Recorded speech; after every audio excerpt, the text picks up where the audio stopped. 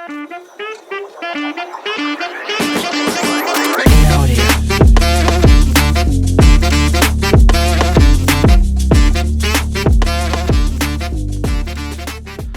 right, ladies and gentlemen, welcome to the Friendly Wager. This is the place where betting leads to bonding. I'm your host, Gator, joined today with the one and only K.O.B. Keat on the beat. And you'll notice we might be one down today. We have the World Traveler, the package. Plane got delayed a couple times. He's going to try to join us later on here in the episode if he's able to. But no fear, KOB and I got this show, and we got lots of good content and recaps, and maybe a little play on Thursday night to win you a little bit of money. KOB, how was your weekend? How'd you do this week?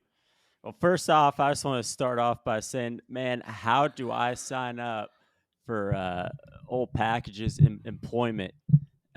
He seems to be traveling every week.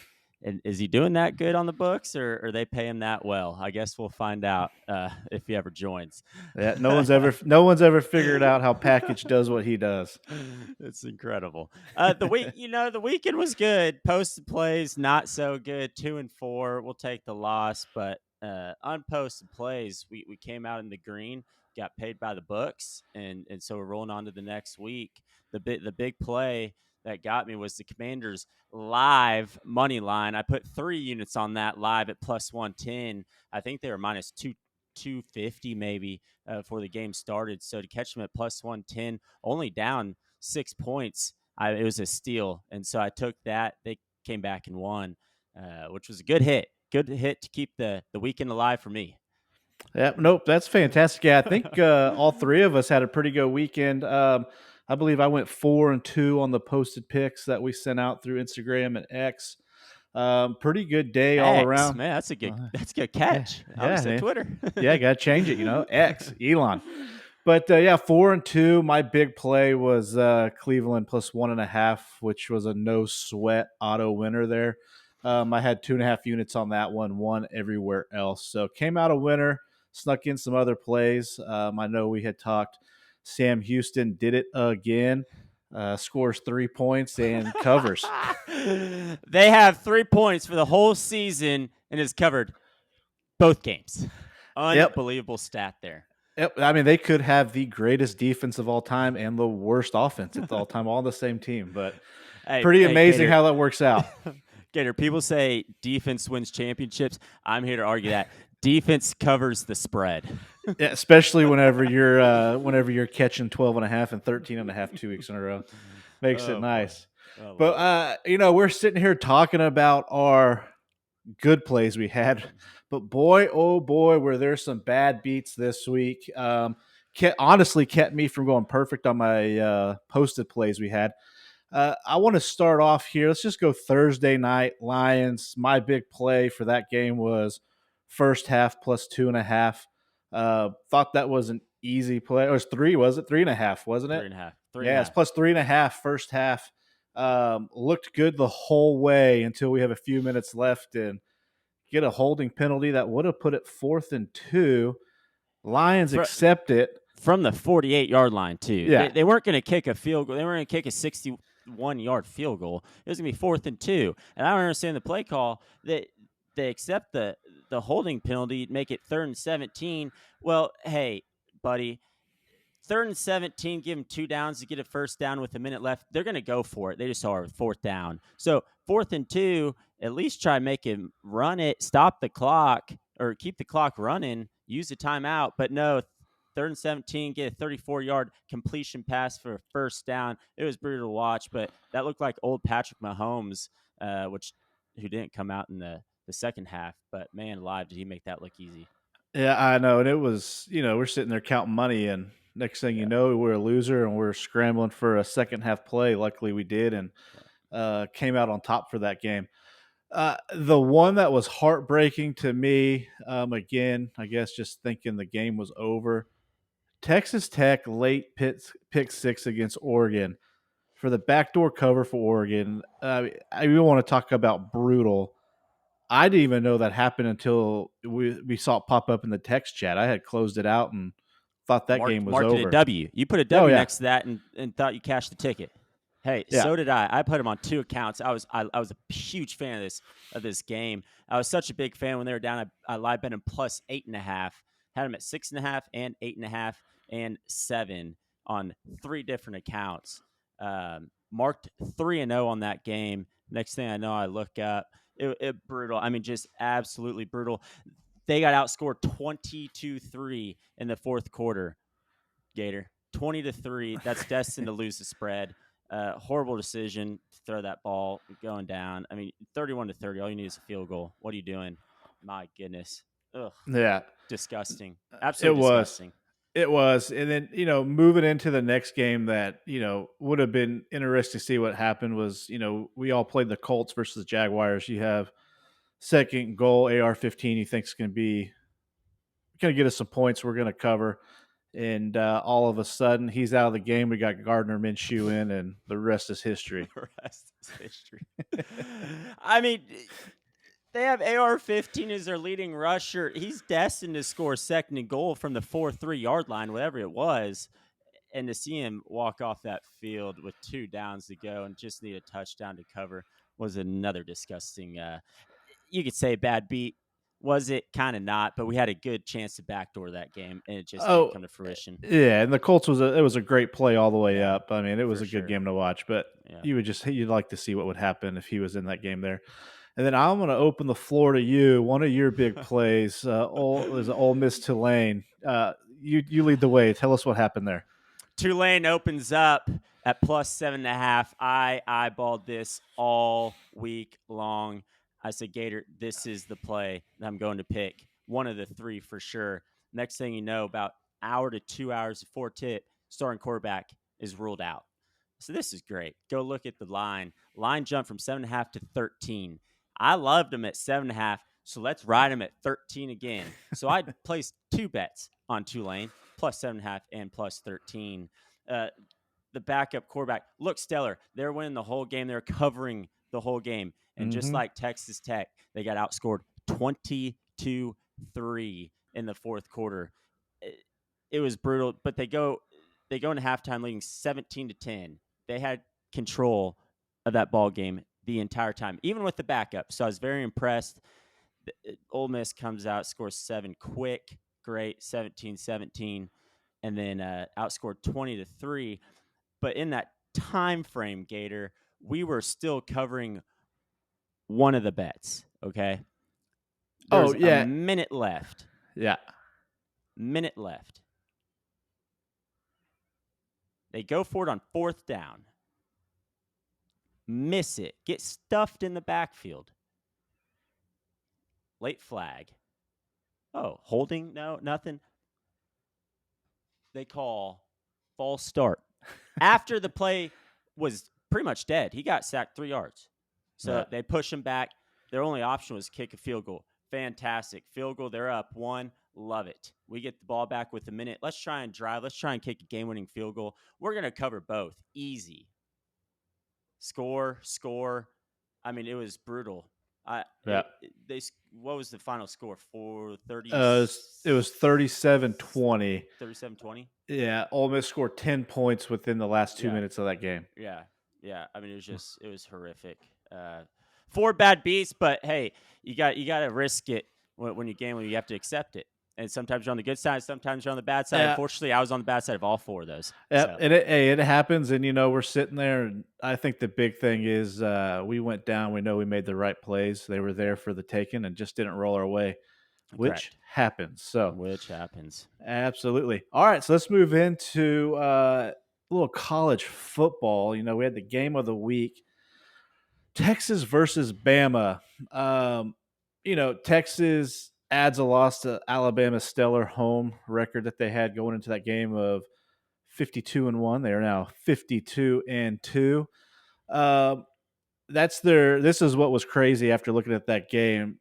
Texas gives Alabama their first double-digit loss under Nick Saban and his first loss as a college coach since 2003 for a double-digit loss. It's unbelievable how dominant they've been.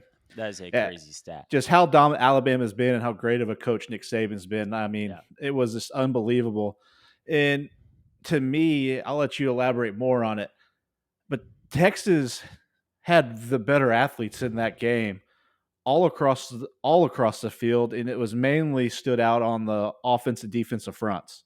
It was unbelievable. What do you think about it? Yeah, I mean, I thought this game was going to almost determine Quinn Ewers' destiny for the rest of his life if this was going to be professional football, where his draft stock would look like going into the draft next year, and for him to just grab his sack and play like he did and make the throws that he did, and don't discredit the wide receivers' catches. I mean, they're just running 50 yards right over the helmet. Two great snags. But I'll tell you, I was more disappointed in Milrow, the Yeah. Alabama quarterback. I mean, just seeing the quarterbacks that come out of that program and how Nick Saban coaches them up, and the athletes that he's produced over his time. Jalen's not even close. He's not even close. Very disappointing to see. Or is Texas defense that good? I don't think that's the case. They're a solid defense, solid, solid, solid. But Jalen, that might not be the guy that you see run on the field coming up this Saturday. Yeah, they definitely have something to look at, and I know we were talking before this game. The last 4 Alabama starters at quarterback they had were all they had 4 of them starting in week Yeah, 1 of the NFL, which is just unbelievable. But yeah. just going through and looking at some stats, I mean, the Texas defense had 5 sacks with Anthony Hill leading the way with 2 of those. Uh, Milrow just had nowhere to go. He Yeah. was trying to get rid of the ball, was trying to make runs when he could, and the linebackers and edge rushers for Texas were just as quick as he was to be able to stop him and move through. It was pretty fantastic. And, Package was dogging Quinn Ewers leading into that game, Hey, if wanting he to was throw him the here, weekend. he would change his mind. Yeah, 100% he would. yeah, Hopefully he jumps in and we can yeah, bring it up with him. yeah. But I mean, if you look at the stat line for Ewers, it was 24-38, 349 yards, 3 touchdowns, no interceptions. When it comes down to the complete game, it was fantastic. And we were talking about the deep ball, and I believe it was Worthy that he hit early on for a 44-yard bomb to get the game going. What was your take on Quinn's performance there for the game? I mean, it's hard to shun him, right? I think this gives him a ton of confidence for the rest of the season. And to say as Texas made the college football playoffs, I don't think that's out of question right now. I think they have a very good chance. They dominate Alabama in Tuscaloosa, very tough to do, and Quinn played out of his mind to have 0 interceptions and to throw 3 touchdowns and the yards, and his precision was just so fun to watch. And I'm honestly happy for the guy. I think he'll be top 3 quarterback taken in the NFL draft. But he could. He'll definitely go. He'll definitely be taken. It's just a matter of when. And Yeah, if you look at the rest of Texas' schedule, I mean, unless they have a major slip up, which they've been known to do over the last 3 or 4 that's a years, fair point. they should have a cakewalk going into the playoffs this year. But moving on, talking about Bama losing, doing some research for this, is the SEC in trouble with some of the transfer portal stuff? So just looking here, since 2002, this is the first time that we have Alabama, LSU, and Florida all have at least one loss by Hmm. week 2. You have Tennessee. Let's see here. They were only ahead by 7 points in the first half against an FCS school, Austin Peavy. They ended up winning 30-13. We talked about Ole Miss and Tulane. They had to score 10 points the last 2 minutes to win 37-20 without Michael Pratt, the starting quarterback for Tulane. Tulane. Kentucky trailed an FCS school, Eastern Kentucky, in the third quarter before pulling away in a 28-17 victory. Missouri beat Middle Tennessee State by only 4. Mississippi State edges out Arizona by a touchdown in overtime. And then Auburn beats Cal by 4, and Cal missed 3 field goals in that game. So just running through the SEC, it's not the dominant football that we're used to seeing. What do you think about that? You know, I'm actually glad it's going this direction. Is the SEC still dominant? Yes, they are still dominant. They still have 8 teams undefeated. 5 of those 8 are ranked. They're still a solid conference. Um, the Pac-12 is definitely leading the football conference by a mile. They have Thank you. 8, That's where I was going to go to. yes, 8 undefeated teams. All 8 are ranked. Yep. There's a respect to that undefeated ranking and record. Um, it's early in the season, Gator. It just is. SEC, they're just always dominant. I would be shocked if LSU, Ole Miss, Georgia, Tennessee, if they're not ranked by the end of the season, maybe there's a discussion to be had towards the latter part of the season. But they still have, it's football. You're not going to dominate every single team. You see that in the NFL. You see that in college. But I think they're not as dominant as they once were. And so I like this trend towards the Pac-12, and you could even, Until they blow up. yes, I But mean that's fair, and yeah. even kind of the Big Ten, like Oh, yeah, Big I Ten's got some great schools, and just looking at, I mean, I think this is where it goes back to what we talked about a few weeks ago. NIL and transfer portals yeah, completely changed the game, 100%, and it's going to bring some of these other programs have a chance to come back and yes, contend again. And it's not just going to be our LSU, Bama, and correct, Georgia's year in and year yeah, out. I because they think it want to makes go it, play for Nick Saban oh, or for sure, and whoever. play for a So national title. Now you can get a correct. little bit of So now money you can and get some create a money team. and you can get some Yep. good athletes to go there. Yeah, Yep. I agree. I think it's just going to make better better product for all of us to look on 100%, better and cheer. competition. Yep, Yep. totally agree with that.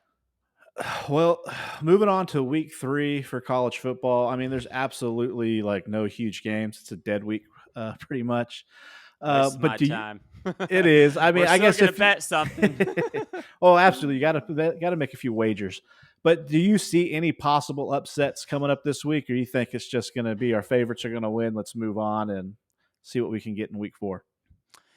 Just looking at the schedule for Saturday, we talked earlier today, and I think we both agreed on possibly Florida upsetting Tennessee. Uh, Mm-hmm. that might be the best game to watch. Now, do I think there'll be some upsets? Possibly. Um, am I going to tune in to Notre Dame versus Central Michigan? No. Weber State versus Utah? No. I'm just not going to watch those football games. I might LSU versus Mississippi State. I kind of want to see a little bit more of LSU just to see if they make any progress this season. But right now, my eyes are on Tennessee and Florida. Yeah, I completely agree. Florida is one of my plays I'm leaning heavy into at 6.5. I like that game, and I think that's the one that kind of catches everybody's eye. But I mean, that's, yeah. Gators, Florida Gators. Yeah, but other than that, I At mean, the there's just not swamp. much. Yeah, there's just not that much going on in college football this week. So let's go ahead and kick it off here into week 1 NFL. I'm going to go ahead and get on a little soapbox here and rant. Everybody saw the game Monday night, 4 plays in. Aaron Rodgers for my New York Jets. Torn Achilles. The second it happened, I sent a text out in the group chat, said it's an Achilles. You could just tell. And you want to talk about absolute dreadful feeling going into that the second he walked off the field and knowing Zach Wilson was coming in. And it's just part of being a Jets fan, KOB, just is I what it know. is. There's an emotional factor for you. Uh, on my end, I really don't care, unfortunately. Besides, besides, they're supposed to be America's team this year, and it's disappointing to only see him play 4 plays, 5 plays, whatever it was, and I'm get a chance to see how he mixed with that offense because I thought they were going to be really good this year. Um, and now to turn the clock back to Zach Wilson, who we kind of mentioned on episode 1. Yeah. It's just brutal. It's brutal. They got the W, and we'll talk a little bit more in depth on that. But oh, Aaron Rodgers, I'm sorry, man. Like I wanted to Yeah. watch him all year long with the New York Jets. I mean, with the hard knocks going on, everybody talking about it, this was the year that I don't think even just a casual fan was looking forward to see what the New York Jets were Yeah. going to do. And it's just the curse of being a Jets fan. Happened in 100%. '99 when they were supposed to go to the Super Bowl. Testaverde pops his Achilles almost to the day 24 years ago. Um, Chad Pennington's supposed to be the savior. He had a cotton candy shoulder. A couple years of the Sanchez with Revis. Then we went on our Tebow and terrible run, butt fumbles with Sanchez. And then here it was, A-Raj coming in to save the day, and it just doesn't happen.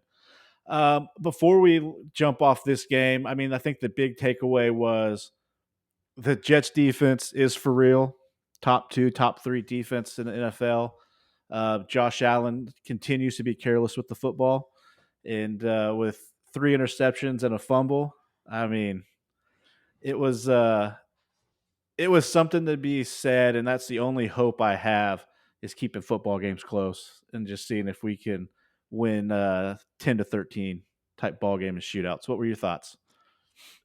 I mean, you said it right there. You better hope they can hold the offenses to 10 points because Zach Wilson, unfortunately, just can't score.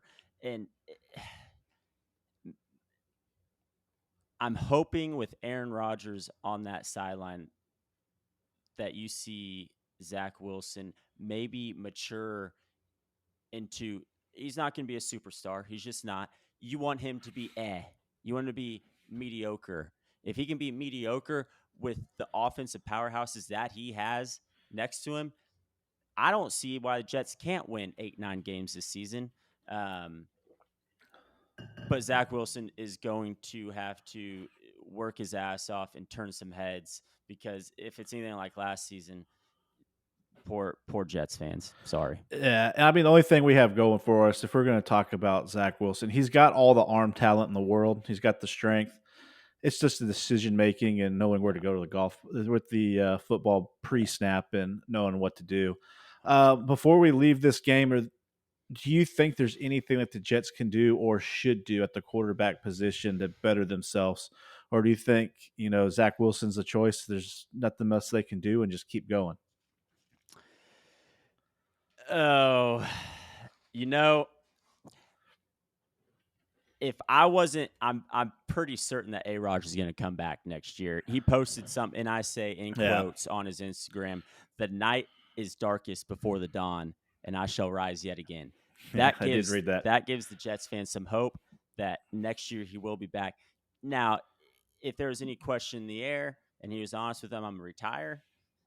Then yes, I would make a move now, and my number one guy, I'd go after Heineke. I just would. Yeah. Um, and then maybe draft somebody next year and let's see what we can do. But it looks like A-Rod is going to return. He needs to be the best mentor he can be for the bag of money that he's going to be getting paid, and just coach and train Zach Wilson up and be like his brother. Uh, Zach Wilson is in the NFL for a reason, and he's a starting quarterback for a reason. So they obviously see the talent in him. He just needs to produce. So it, the way it's looking, I would just let it be. Let Wilson have one more year at it. See if he can be a good backup. Maybe even progress to a starter for a horrible team next year. But just let Zach have his time again. Yeah, I mean, if if you have a good feeling that Rogers is coming back next year, I mean, granted, Keely's coming back and then 40 years old, a little Mm-hmm. wishy washy, but if he wants to come back, I say let's roll the dice and try it. So I wouldn't give up too much draft capital. I like the Heineke play. Hell, I even like trying to come to the Texans and look at Case Keenum just to have somebody else on the squad that if things get a little shaky or who knows, we rattle off 3 or 4 wins just to keep the ball moving and see if you can get in the playoffs, just to have somebody there, a veteran quarterback to help them out.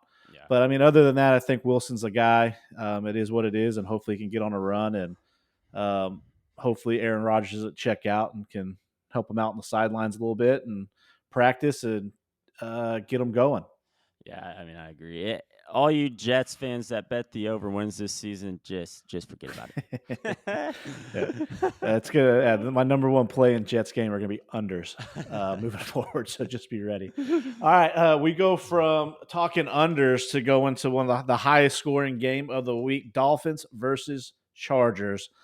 I mean, you want to talk about a dynamic duo with Tua and Tyreek Hill.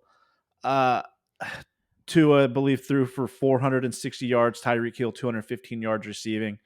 Uh, what an unbelievable game to just watch Tua be able to just go up and down the field, throwing the rock. You got Mike McDaniels calling a perfect game. What did you think about that game, and what was your big takeaway? Yeah, I mean, when we discussed earlier, you said possibly the two best offenses in the NFL. That's a valid question to ask. I would argue that and say maybe one of the two worst defenses in the NFL. But I enjoy watching those games. I mean, they just put on a light show. It's just touchdown after touchdown after touchdown. We have to look at the athletes. Tyreek Hill, he's hard to guard, right? It was fun to watch Tua back in action. He looked as good as ever. And then you got Herbert.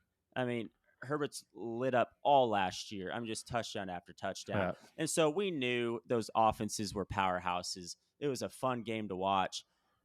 I'm not sold on the defense quite yet. They're both last year top 10 offense last year. They were both in the bottom half of the defenses last year. Am I shitting on their defenses? No. Their offenses were incredible. Great play calling, great execution. Um, and I look forward to watching Tua. Hopefully, knock on wood, stays healthy. I mean, to throw for 500 whatever yards he did, that was just yes, unbelievable. 466 Yeah, yards, I mean, three just touchdowns, interception. unbelievable. Yeah, and not to leave anything short here, the Chargers put up 233 yards rushing Yeah, against that stellar Miami defense. So, if you were a fan of offensive games, that was the game to watch. High scoring and kept going back and forth the and a great entire game. finish. Great Yeah, finish. great Yeah, finish, and it was a yeah. good game.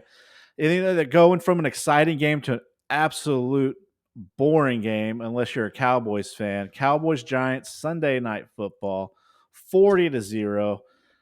Cowboys defense looked real. I mean, they're right there with the Jets as being the best defense in the NFL. Takeaways, field goal blocked, and the Giants just got done paying Daniel Jones all this money on a contract extension, and it just the first drive looked like there was promise, and then after that blocked field goal, it was just nothing for the rest of the game. Yeah, I mean, if you couldn't lose a bet if you clicked on Cowboys or anything relative with the Cowboys on that game. That was so much fun to watch financially. I clicked the TV off after the first quarter. But yeah, if you go through their possessions, we got blocked field goal, touchdown return, 3-and-out, interception, return for a touchdown, 3-and-out, interception, missed 36-yard field goal, pulled hard left like the dude's never kicked before, and then a fumble. And so the question you have to ask is we all knew Cowboys defense is good. Are they that good, or do the Giants need a ton of help this season? I think the Cowboys defense is that good, and they got the Giants on the week one, and it's just week one NFL football. No one Yep. plays in the preseason anymore, so this is kind of your get the cobwebs out. Everybody's playing together for the first time all year, and I think they got the Giants on a down game, and the Cowboys are the real deal. Their defense is good, and I Yeah. think if there's anything negative you can say about the Cowboys game that day is you didn't really get a big look at the offense because they didn't Yeah. need to do anything. Yeah. That's right. That's exactly where I was going. That scares me a little bit. But did Dak and CeeDee Lamb and Pollard, did they have to do anything? Not really. They weren't forced to. They're out there running around in circles like we do at recess back in fifth grade.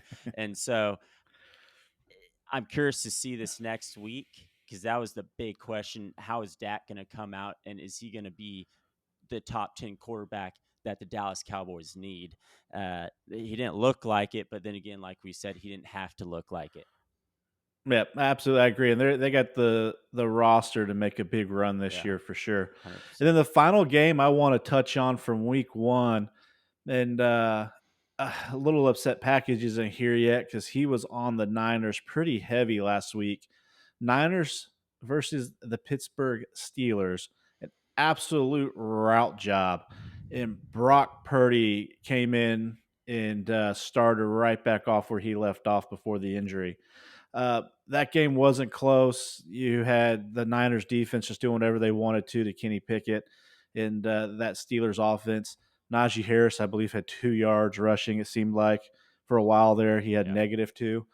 Just looking at the fantasy lineups. What do you take out of the 49ers? Are they a legit Super Bowl contender now that we've seen Brock Purdy do this in week 1 against the Steelers and their defense, which is good? And what do you take from that Steelers offense and Kenny Pickett? Are you worried? Gator, my oh my, am I embarrassed? I want to put a trash bag over my head. I said the 49ers would miss the playoffs, and I bet the under 11.5 wins. I look like an idiot. And then on the alternative side, I was in love with Kenny Pickett to George Pickens. I was homering out, and holy shit, to start that week 1 game off and be completely wrong on both spectrums was just awful. Now it is week 1. Purdy looked pretty damn good, to be quite honest with you. But in my brain, I think it was easy for him when you have CMC rushing for 152 yards, Yeah. when they could take it on the ground and go up in the air. I mean, just on the defense side, it's really hard. Uh, but Kenny Pickett, my oh my, man, he needs to come alive. He threw a touchdown, congrats. But their offense just looked horrific. Looked like they couldn't get anything going.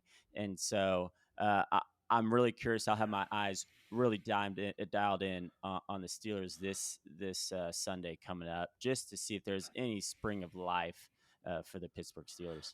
Yeah, and I think the biggest thing, the Niners are kind of what we expected. You're going to have a great defense, especially. I mean, they have a top defensive front in the NFL with Bosa getting after it, and their offense. They have the weapons, right? They have CMC, you have Ayuk, you have Kittle, you have Debo Debo. Samuel, yeah. You know what they're going to have. They're going to be able to put up points. They have speed. They have playmakers. But if we move over to the Steelers' offensive side of the ball, the one thing that got me is everybody was looking for the Pickett to Pickens connection. George Pickens can't get separation whenever he's covered one on one. There's just, it's not there. Now, is he a great 50-50 ball? Yes, he's going to catch 80-85% of them.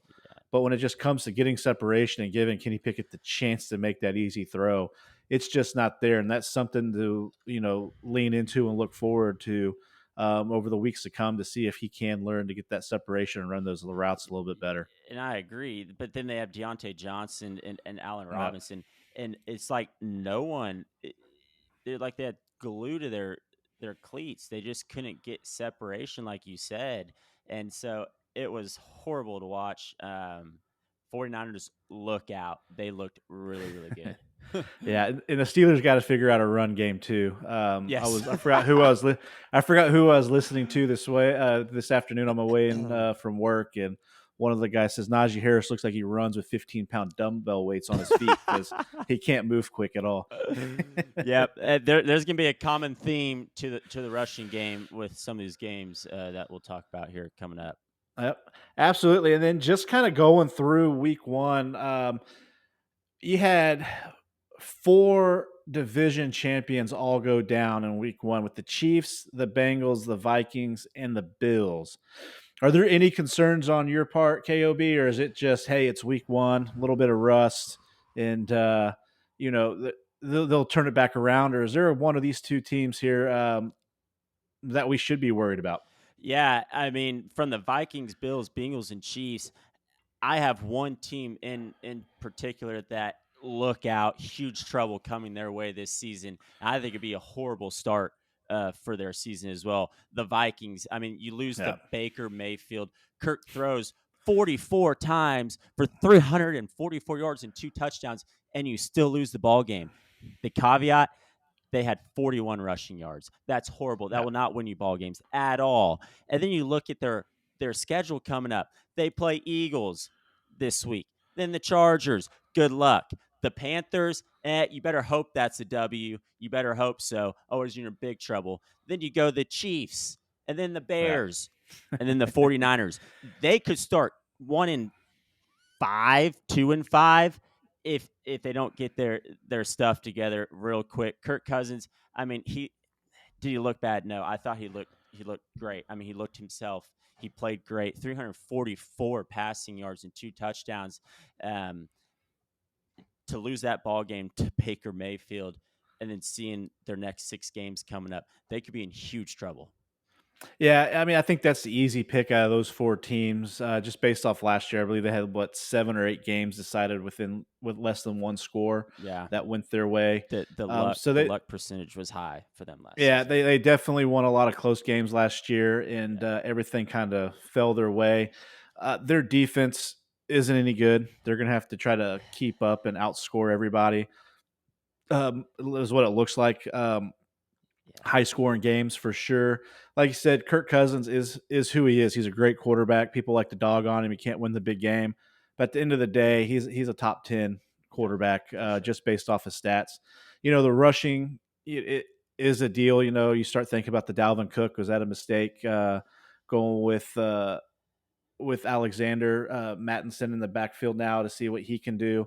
But And still, look how many carries he got. He maybe got, I think, 11 yeah, he got and 11 carries. and They that was it. rushed it 17 times for the And entire game. Kirk had how many of those? 3? 3. Yeah. Okay. That's an issue. 17 Yes. rushing attempts. You got to spread the ball out more.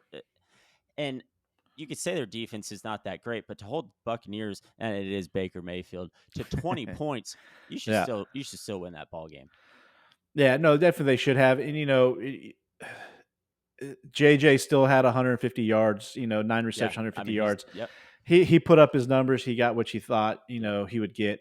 But definitely, looking at their schedule, there's a good chance they have 1 or 2 wins here in the first 4 or 5 games Yeah. this year. Then the only other thing that kind of, the Browns did what I thought they were going to do against against the Bengals, and I'm not worried. Joe Burrow, they have too much talent, Yeah. too many good receivers. He's going to come back out, Don't go to the get what AFC they need to do. Championship game and, yeah, it just fall Yeah, apart. exactly. The Bills, they played against Same. a top defense, Yeah. 4 turnovers. They're going to be fine. But I am a little worried about the Chiefs. Without Kelsey in the lineup, you can kind of see that their receiving core just isn't that good. And I don't know if it's the defensive front for the Lions are just that elite with Aiden Hutchinson leading the way, getting to Mahomes and, making him move a little bit more for that game. But I just didn't see it from that receiving core that makes me think this is going to be the Chiefs offense that we've seen for the previous years without Kelsey in that lineup. What do you think about that? Yeah, I mean, that's a fair point. If you watch any part of that game, you saw Tony just absolutely drop every wide open catch. And they weren't just catches. These were going to be big time plays. This would be they probably Yeah. would have won the ball game if he just makes one of the 5 he dropped. Yeah. The only time I saw the Chiefs really look good was like we talked about that bad beat into the first half. Just drove down the field like it was a piece of cake, like he did all last season.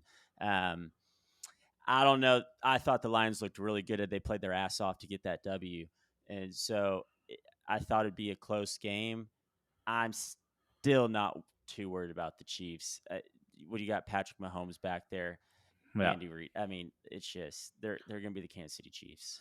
Yeah, it was just alarming with Yeah, Kelsey out how different that offense correct. How much they runs without relied him. on Yeah, Kelsey was incredible. Yeah. yeah, and then I mean we talked about it in our little group chat, but is there any other coach in the NFL you'd rather play for than MCDC right now? I mean, it's unbelievable.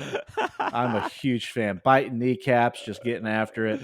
It looks like he could strap on the pads right now and get out there and Yes. go play with those guys. I mean, he's a stud. Yeah, I absolutely love it. Well, let's go ahead and move on here to week 2 of the NFL. And we got a game starting off tomorrow night. It's going to be the Vikings versus the Eagles. What are you looking for in this game, and what are your kind of expectations? And do you have any plays that you're looking to go for next?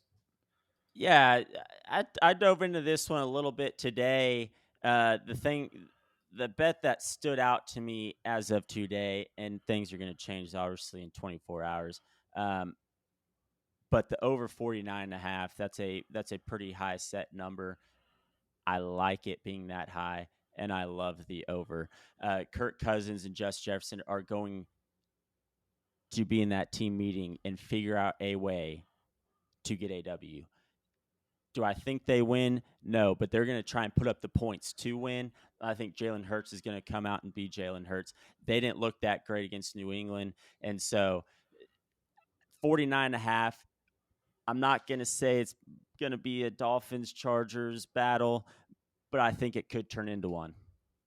Yeah, I agree. I think the smart play is, and it's the sharp play for sure, is the over 49 or 49 and a half, whichever you can catch it at.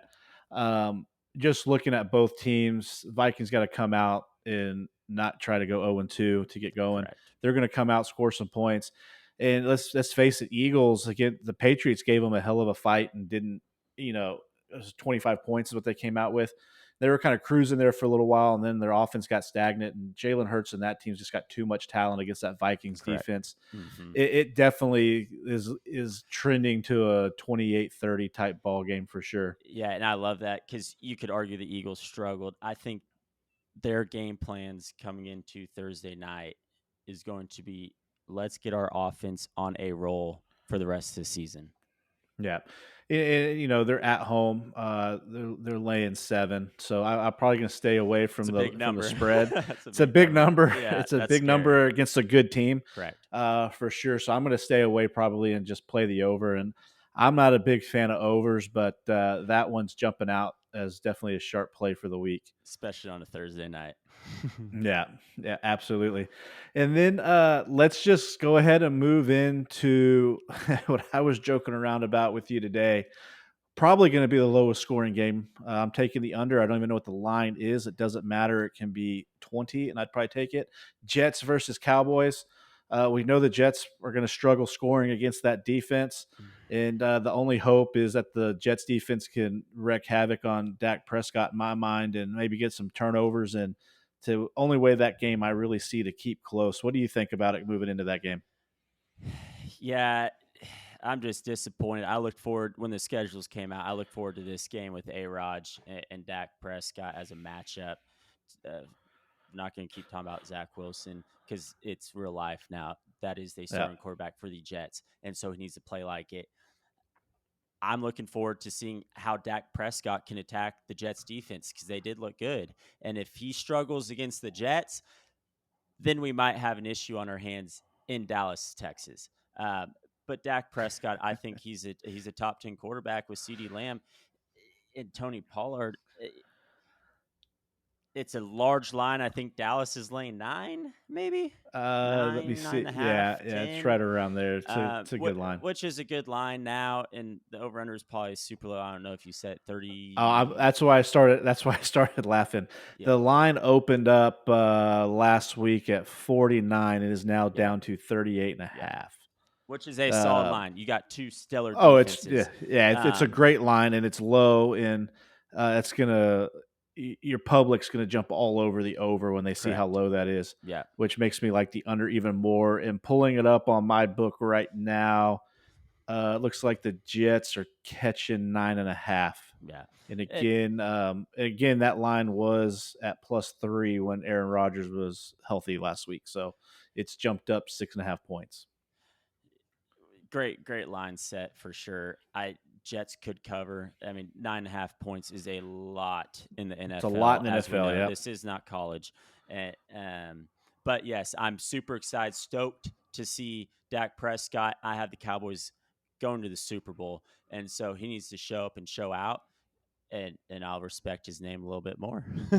Yeah. Yeah. No, I agree. I think this is a like 14-3 type game. Cowboys aren't going to have to do anything too crazy as Yeah. far as moving the ball. They get a couple scores and they'll be A-OK. Moving By the into way, that is my survivor pick for the week. oh, it's a smart play. Definitely a smart play. Moving on to another big game. Two teams in the same division here with Cincinnati and Baltimore playing against each other. And the reason why I have this game kind of highlighted is, the Ravens played the Texans. It wasn't a huge challenge. Texans defense were able to kind of contain that offense there for a little bit. And Mm-hmm. when you're on the field all game, it's tough It's to tough. keep that moving. But this is a huge game for Joe Burrow and in the Bengals coming in, and the fact that they have to go up against the Baltimore Ravens to try not to go 0-2. This is going to be a pretty fun and exciting game to watch. What are your thoughts on this game? Is there anything that you're looking to take away from? Yeah, I mean, Bengals at home, this is their time. They can't start 0-2, and we talked on that earlier. 0-2 is a horrible look after signing Joe Burrow to the largest contract in NFL.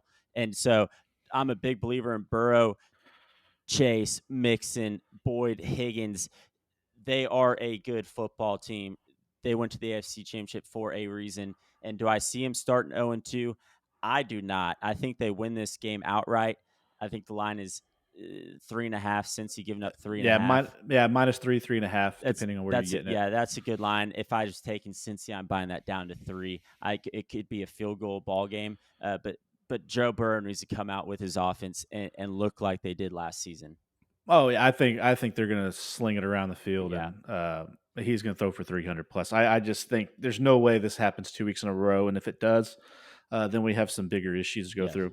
yeah. And then the last game I kind of want to talk about for week two, it's our hometown Houston Texans taking on Yes. the Indianapolis Colts. This is the number 2 and number 3 quarterback drafted, in this year's draft with CJ Stroud and AR-15.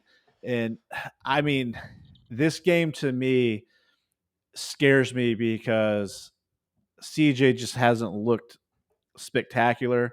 And you saw some flashes from AR-15, and just to see that there's a chance that we have to watch AR-15 in a Colts uniform for the next 6, 7, 8, 9, 10 years scares me to see that we could have made the wrong pick. What are you looking at this game? What are your thoughts? It, who do you have winning this game? I'll answer that last. Uh, I just looked at the injury report. Anthony Richardson is off the injury report, so he will be Yeah. starting, which is great news because, you know, as a Texans homer and as a Texans fan, um, I didn't want them to get, I wanted the Panthers to take Bryce Young because I did not want the Texans to take Bryce Young. I thought CJ Stroud was the next best pick. The more we start watching and looking and seeing how athletic and how big AR-15 is, this game might decide, did we take the right pick or not? And to be honest with you, AR-15 has a chip on his shoulder saying, why didn't you take me, Houston Texans? And so it's going to be fun to watch. I think CJ Stroud has a little bit of pressure on him, and I think he's going to feel it. But for the line to be one, my goodness, I still Yeah. think the Texans suck. They've sucked for years. It's hard not to take the Colts. It's just brutally hard not to. Yeah. Um, but CJ Stroud needs to go out there and show Houston, let alone why we took him. Yeah, and that's the thing. Looking at the line, it's probably another one that I would stay away from, just for smart gambling sense. Yeah, It's a goofy line, not quite sure. I think the big thing is the Texans defense does look pretty good, and that defensive front can create a little bit of a pass rush yeah. that could cause havoc. I think again, it's another could potentially be a low scoring game for this one with two rookie quarterbacks facing off against each other. Or And I think yeah, I don't know. I just don't know if the Texans are going to be a team that's going to put up 21 plus points a week. It's just not there, especially after seeing how anemic the offense was last week against the Ravens. yeah. I mean, I think the greatest matchup we'll see is Will Anderson versus Anthony Richardson. We know Yeah. Richardson's going to take it on the ground by himself, and so it's gonna be a great game to watch. Two rookie quarterbacks go at it for sure. Yeah, no, I totally agree. And is there any other games or anything else you want to cover for week two? Or are you kind of good? Yeah, I was going through the schedule and seeing who was really playing. It's just kind of another week. I think we talked about most of the important games. The only one I would say maybe is, I mean, we just briefly discussed Kenny Pickett. This is a personal game. I just want Yeah. to see him ball out on is against the Browns. We saw the Browns just absolutely shut out Joe Burrow. So let's see it, Kenny Pickett. Let's see what you can do, man. Yeah, I think that's going to be a big game for them. And again, that I mean, Miles Garrett for the Browns is absolutely unbelievable. And it'll be interesting to see what they do with him and Kenny Pickett and Yeah. see if he can get that ball out of his hands quick. That'll be a great one to look at. I mean, like we do, just letting everybody know, we're going to release our top 3 plays that KOB package and I have Saturday morning and Sunday mornings. Those are just kind of our top 3 favorite plays and what we post everywhere else. I mean, KOB, I don't know about you. If we keep clicking at this high of a rate, we're gonna have to start selling these damn picks and giving them away for free. You know what I mean? I mean, hey, we're picking winners. Yeah, we might need to start charging them maybe a couple dollars. Yeah. Well, to close out this show, I just wanted to do a little buy or sell segment between us here, and I What? will Yeah, what do go. you got, Gator? I'm going to go ahead and kick it off here. And again, I wish Package was here because this sell is going to be right up his alley, and he would argue with me left and right. But I was originally thinking about just selling the Chicago Bears offense. Justin Fields in its whole entirety. Yes. But after doing a little bit more research and actually watching that game again, I'm selling the offensive coordinator Luke Getsy Oh. from the Chicago Bears. You go around and watch that game with the amount of talent they had. Every freaking play he called was a pass out into the flat, a little bubble screen, pass in the flat, 5 yard slants. You have DJ Moore, an absolute playmaker. Let Fields throw the ball downfield. If you don't trust him, hey, I mean, bad pick, whatever. That's But an you at least got issue. to see what you Yes. have. Yeah, you got to see what you have. Let them sling the ball down the field. And the fact that they're handcuffing them, doing these little quick slants and read options, I just don't think you're going to see what you want out of Justin Fields to see if you want to extend him and make a bigger offer when that contract's up. So I am selling the offensive coordinator for the Chicago Bears. KOB, you buying or selling this week? I'm probably buying, and this is going to be a stretch because I know I just kind of talked a little shit on him being the first round draft pick and the #1 overall. But I'm still not still, but I am buying Bryce Young and his Ugh. performance against Atlanta Falcons. It, it's just too quick to judge. I think he, besides Anthony Richardson, kind of, but to go 20 for 38, 146 yards, mediocre. A lot of dump passes, fine. 1 touchdown to Hurst. That was cool to watch. 2 interceptions. He will clean that up as he gets a little bit farther along in the NFL. But the one thing I would like to see more out of him, and maybe it's play calling also, that we saw quite a bit in the preseason, little he played, was the run game out of the pocket. He only had three rushes for 17 yards, but he's got to use his legs. It looked like he used the legs too much in the preseason, and then we get to week 1, and now he's just hiding in the pocket and trying to make plays happen. Now he only got sacked twice, which is fantastic. That's the only thing I was worried about. But it looked like the frontline offense held their own. And so Bryce Young, I'm buying him still. Well, we might get back to this one about week 6 or 7, but I was pretty impressed with his performance still. Yeah, I think he's just has an uphill battle with just his offensive weapons. Yeah. They're not the greatest, and the offensive line. We'll see if they hold up when they start facing a pretty good defensive front. But I definitely know you're a Bryce Young fan, and we'll see what happens and if he can stay on the field. That'll be the big one for him. That's the big question everyone's been asking for sure. Perfect. All right, KOB. I think that was a good show with just the two of us. We'll have to give Oh, Package a yeah, hard yeah, time. one more. I know who I'm selling. I'm selling Package as a co-host. Package is gone. He's done. He's out. Yeah. Out. Well, hey. Well, here we go. Well, why we're piling on Package and doing a little pretzel job on him here, I'm gonna go ahead and sell Package on his terrible texting skills when it comes to playing Purdue. He's Oh sitting there in our my. text chain, sitting there in our text chain, yelling Purdue real big. I throw up an exclamation point, not really paying attention. Then you bring it to light. What the hell are you talking about? He gave us a Purdue play was his big play that he didn't tell anybody about. He's cashing on, and he gives us the Texans Ravens over as his play and a lock. I Hey, mean, hey, Gator, the lock is the over in the Texans Raiders. I mean, and we lay our lumber on it. but then he goes and plays Purdue. What a crock of shit. And Oh, yeah. It doesn't tell anybody. I mean, hey, at least tell everybody we're not going to play every single play that we throw out there. It's okay. Or don't tell us. Take your money and run. I don't want to know because I didn't play it. Yeah, exactly. Hey, just be a nice, good gentleman and let us know what you're playing, and we can be grown-ups and decide if we want to jump on it with you or not. Yes, but don't come in here yelling Purdue and never telling us about the play. I'm a little upset about that. Oh, package.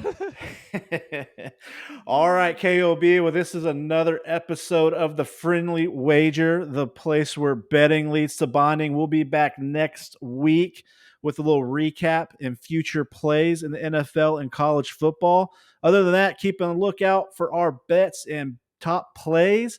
Win a little bit of money with us. Collect a little package on Monday morning. And other than that, we will see y'all soon. See ya. See ya.